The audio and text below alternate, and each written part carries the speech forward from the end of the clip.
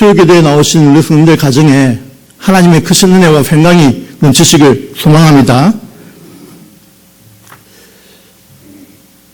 싸움 안 좋아하시죠? 다툼 안 좋아하시죠? 근데 오늘 본문에 보면 이제 싸움과 다툼 이렇게 나오는데 사실 우리는 같이 씁니다.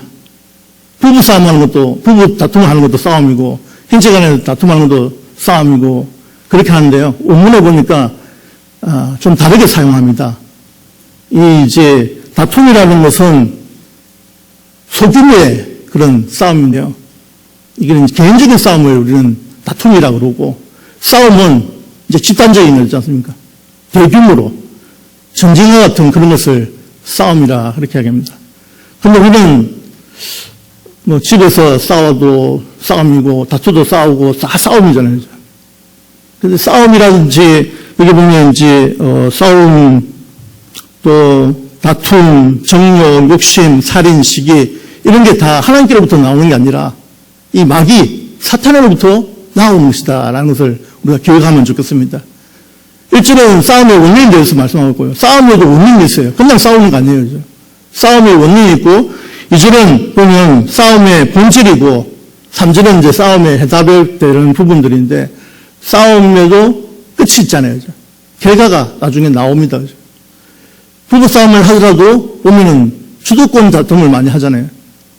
그래서 싸우고 자기가 뭔가 더 취하고 싶은 게 있어가지고 가지고 싶은 게 있기 때문에 싸우는 거잖아요.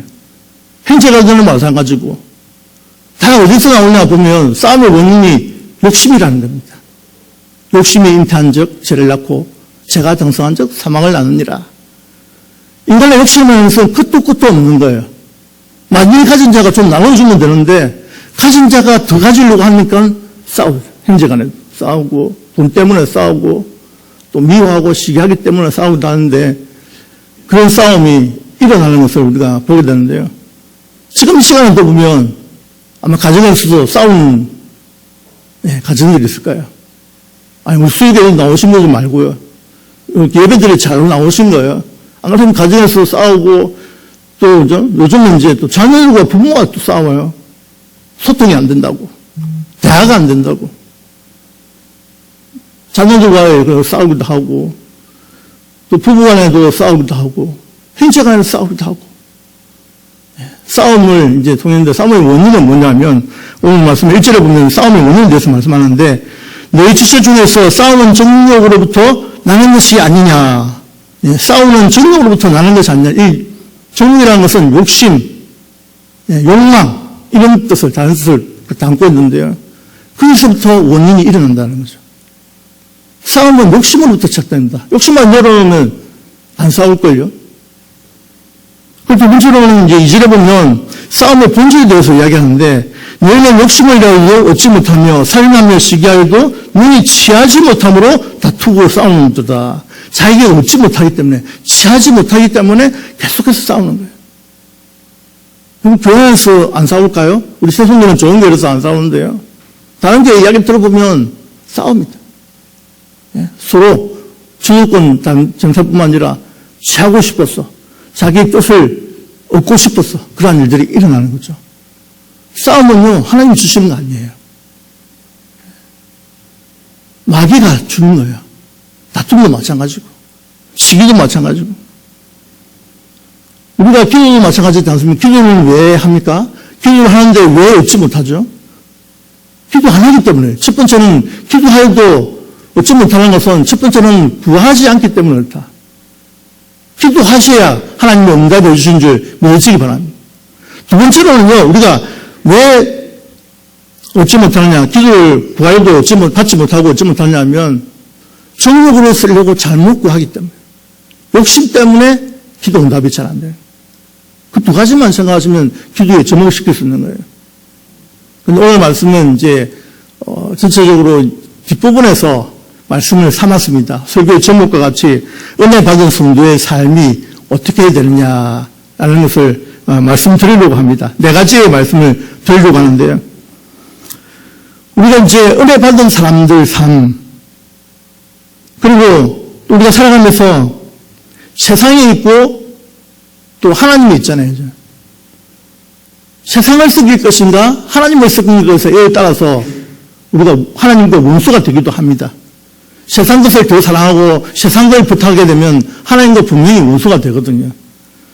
그래서 4절에 보면 뭐라고 표현을 했냐면 가늠한 여인들아라고 했습니다.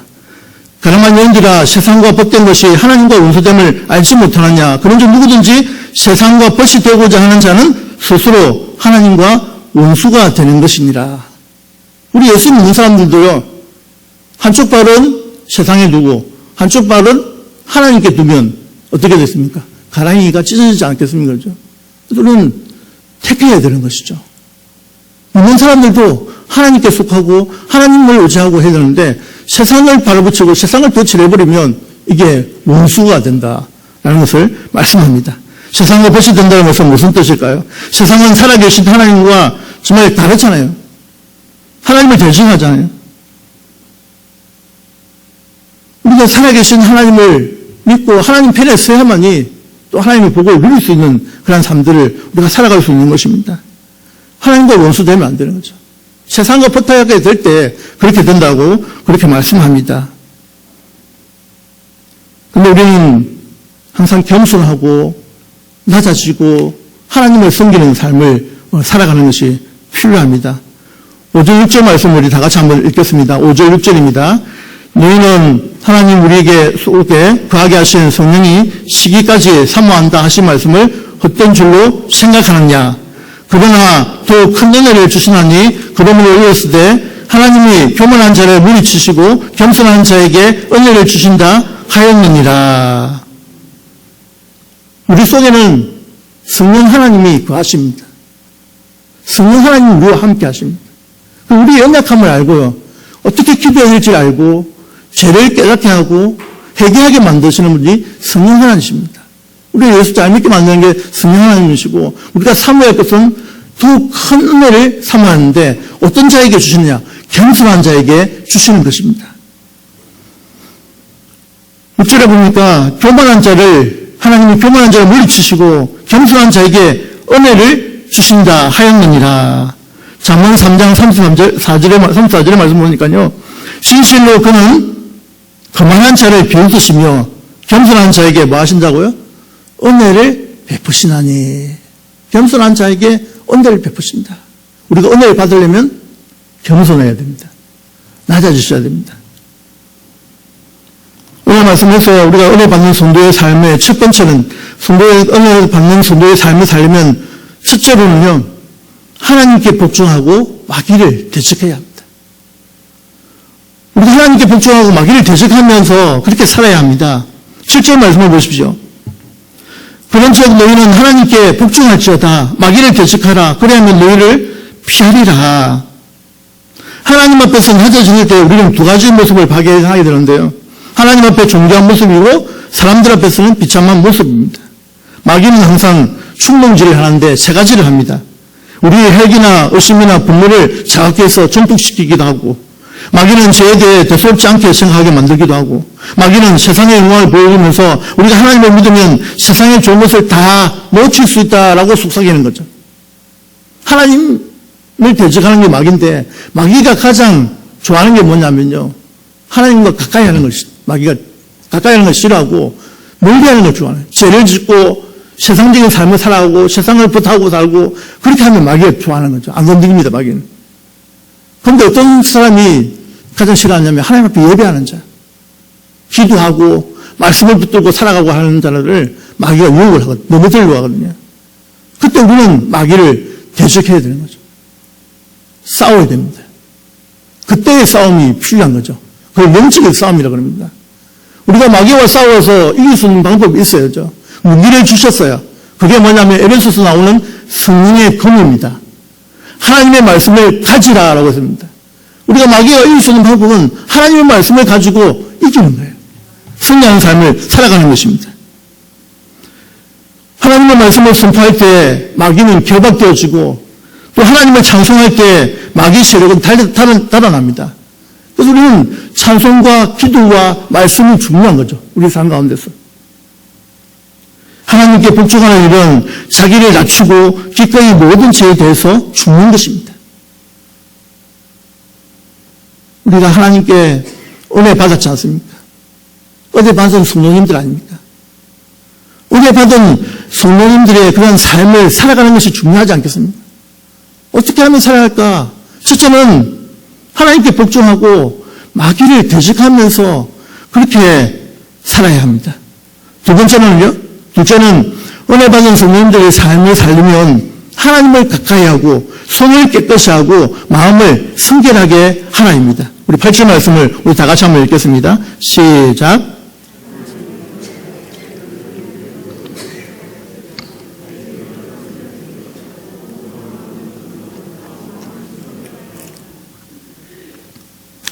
역대하 15장 2절 말씀 가운데 이런 말씀이 있더라고요. 너희가 여호와와 함께하면 여호와께서 너희와 함께 하실지라. 너희가 만일 그를 찾으면 그가 너희와 만나게 되시려니와 너희가 만일 그를 버리면 그도 너희를 버리시리라. 하나님이 함께하면 하나님이 우리와 함께 계시잖아요. 지금도 우리와 함께 계십니다. 하나님이 함께 하신다는 것을 우리는 믿으셔야 돼요. 하나님을 찾으셔야 돼요.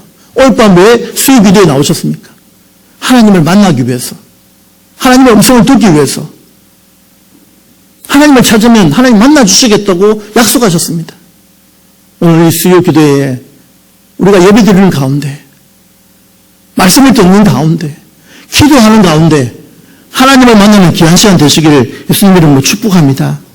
하나님을 가까이 하는 자에게 가까이 하십니다.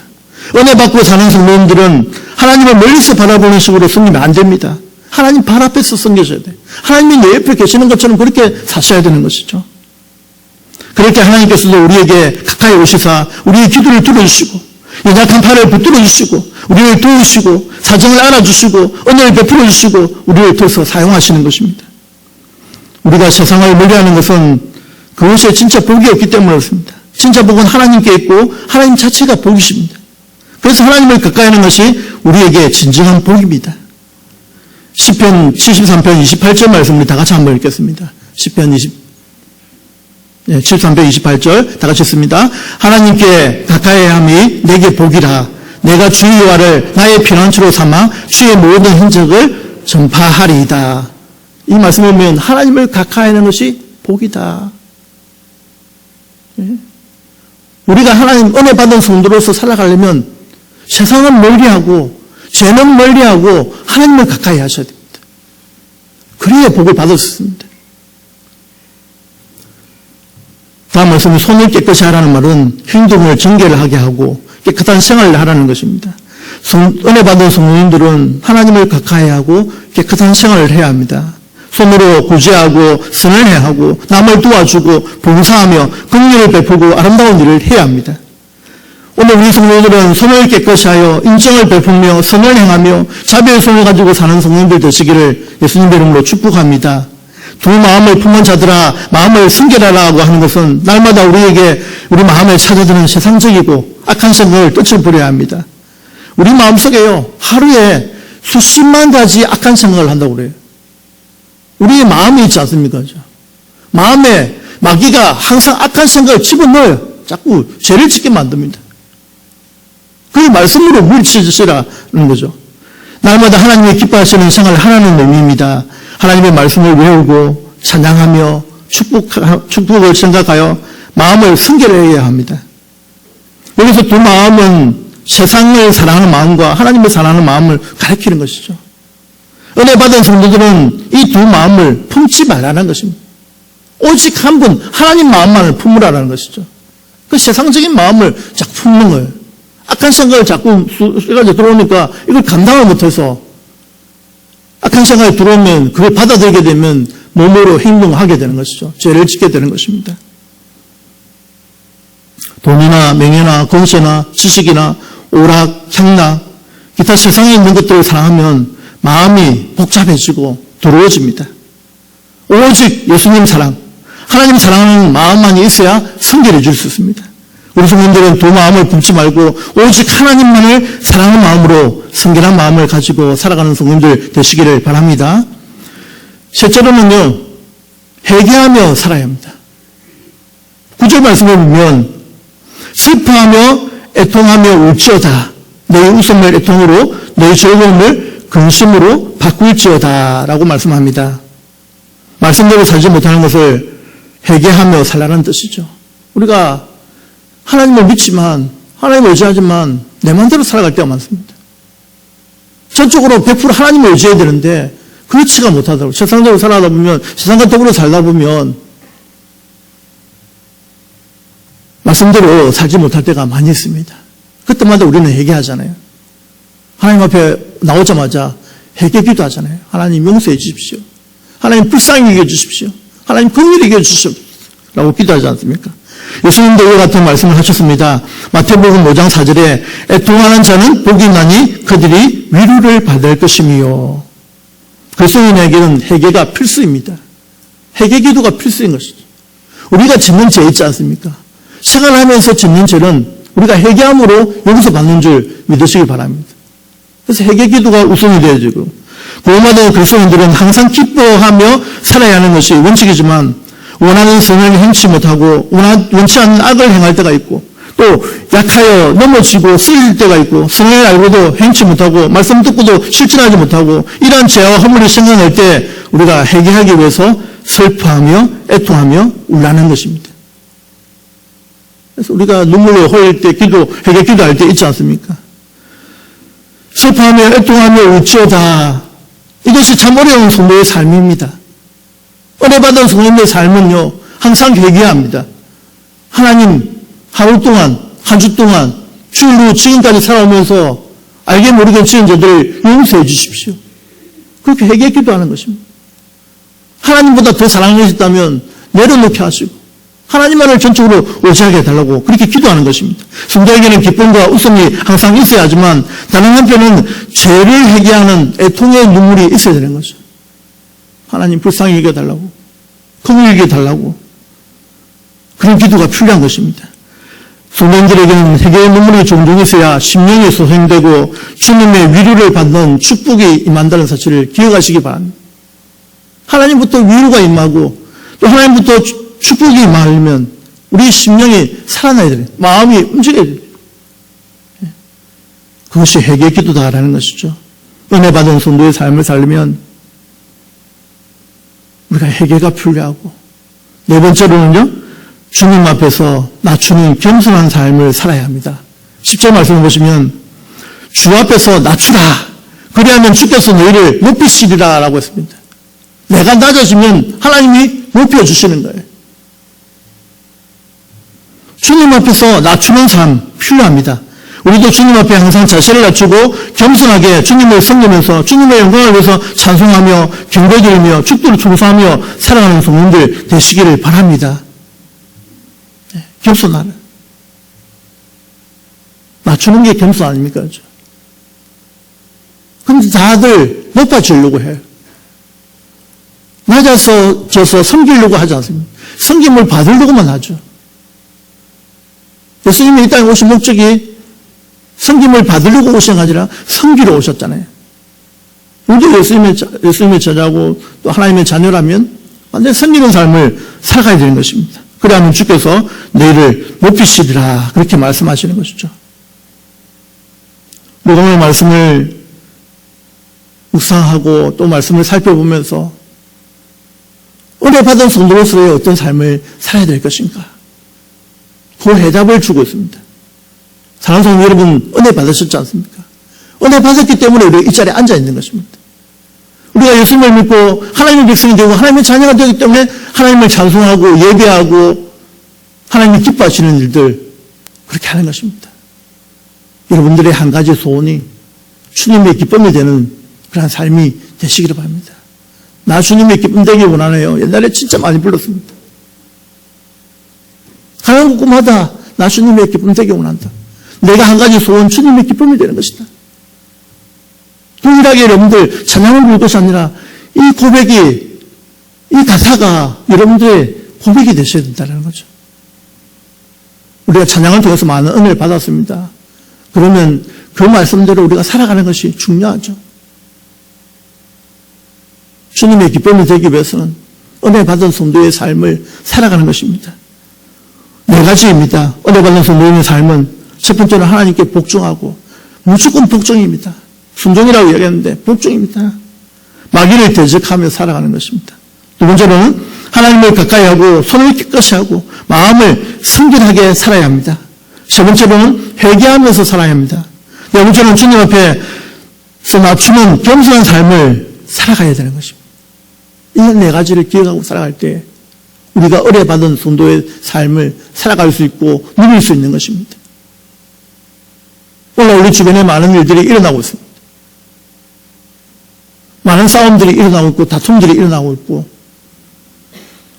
우리 인간적으로 생각했을 때 정말 전쟁도 그치면 좋겠는데 내전도 그치고 평화가 찾아오면 좋겠는데 참 그게 쉽지가 않은 것 같아요. 그런 걸 볼 때는 우리 일이라 생각하셔야 됩니다. 우리가 기도할 때에 하나님께서 그 기도를 들으시고 평안을 주신 줄 믿으시기 바랍니다. 가정에 평안이 있으십시오. 직장에 평안이 있으십시오. 교회가 평안이 있으십시오. 하나님이 주시는 그 평안들을 누리면서 은혜 받은 성도로서의 하루하루의 삶을 살아갈 때에 마음이 기쁘고 즐겁고 행복한 것입니다. 신앙생활이 재미있어야 됩니다. 신앙생활이 즐거워야 됩니다. 교회 오는 것이 행복해야 됩니다. 예배드림이 행복해지고 기쁨이 넘치고 그래서 우리가 성도님들 봐도 얼굴이 반갑고 좋잖아요. 그렇지만 하나님 앞에 나와서 예배드린다. 함께 찬양을 한다. 기도한다. 이건 얼마나 큰 은혜입니까? 하나님께 은혜를 받고 하나님의 백성으로 하나님의 자녀로 이렇게 살아가는 것이 중요하다라는 것입니다. 우리가 믿음이 있기 때문에 행함이 따라오는 것이죠. 그래서 우리가 행동도 중요하더라고요. 믿음이 있는 사람들은 겸손합니다. 낮아지십니다. 항상 낮춰요. 먼저 인사하고 먼저 숙이고 먼저 양보할 줄 아는 그런 삶을 살아가는 것이 믿음 있는 사람입니다. 믿음과 행함은 같이 가는 것이죠. 우리가 행함만 강조하면 안 되잖아요. 그런데 믿음이 있기 때문에 행함이 따라오더라고요. 우리가 본받고 싶은 사람들 너무 많아요. 전들 가운데, 권사님들 가운데, 집사님들 가운데. 그분들은 정말 예수 믿으면서 삶의 변화를 보여주시거든요. 이렇게 살아가는 것이라는 것을 보여주기 때문에 우리가 본받는 것이죠. 그런 분들이 한두 분이 아닙니다. 나도 저 권사님처럼, 나도 저 장모님처럼, 저 집사님처럼 예수님 믿어야지. 그런 가운데 변화를 경험하고 행복을 경험하는 것입니다. 사랑하는 성도 여러분, 교회에서, 가정에서, 사회에서 싸움과 다툼하지 마시고 마귀와 영적인 싸움에서 승리하는 성도님들 되시기를 바랍니다. 욕심을 버리고 기도하고 세상과 벗기지 말고 하나님만을 사랑하며 겸손한 자 되어 큰 은혜를 받으며 살아가는 성도님들 되시기를 예수님의 이름으로 축복합니다.